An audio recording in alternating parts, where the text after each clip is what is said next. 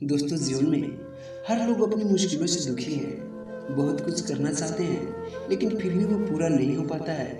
सारा का सारा मेहनत बेकार चला जाता है और फिर हमारे दिमाग में सिर्फ एक ही प्रश्न आता है कि ये मेरे भाग में नहीं था। अतः बड़ा कौन है, भाग्य या कर्म?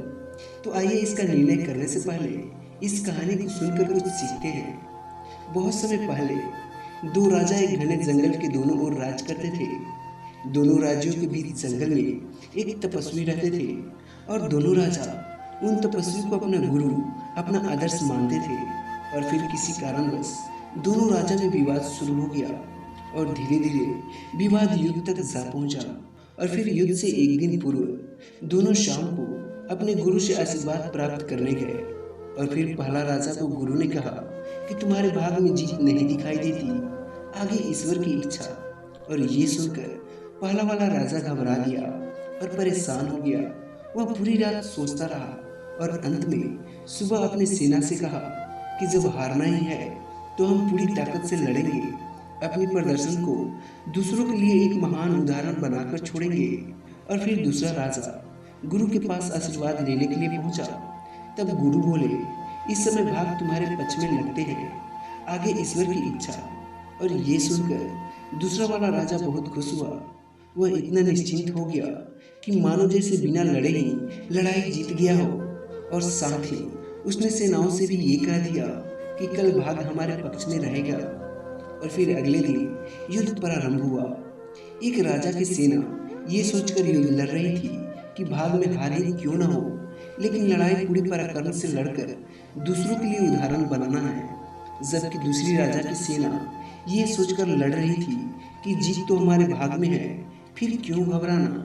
और फिर युद्ध करते हुए दूसरे राजा के घोड़े का नाल निकल गए और उसे देखकर मंत्री ने राजा से बोला कि महाराज, घोड़े के नाल को सही कर लीजिए।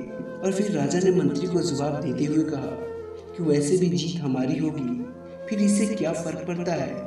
और इस तरह दूसरे वाला राजा घोड़े का नाल को तनिक भी ध्यान नहीं दिया, क्योंकि उसके मन में भाग में जीत होने की बात घर कर रही थी। और ठीक थोड़ी देर बाद राजा का घोड़ा लड़खड़ाने लगा और वह गिर पड़ा। और गिरते ही वे दुश्मन के हाथ में चला गया और दूसरा वाला राजा ये युद्ध हार गया। युद्ध समाप्ति के बाद गुरु भी युद्ध भूमि में आए और फिर दोनों राजाओं का एक ही सवाल था कि आखिर भाग का लिखा कैसे बदल गया। फिर गुरु मुस्कुराते हुए बोले, भाग्य नहीं बदला, वह अपनी अपनी जगह स्थिर है, बल्कि आप लोग बदल गए हैं।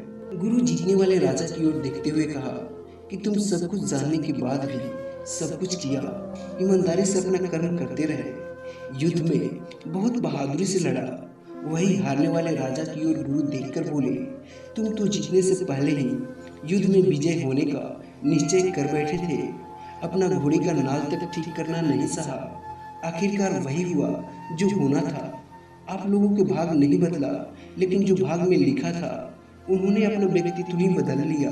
भाग्य लोहे के समान होता है, जहाँ कर्म का चुंबक मौजूद हो तो भाग्य उसी तरफ खींचा चला जाता है।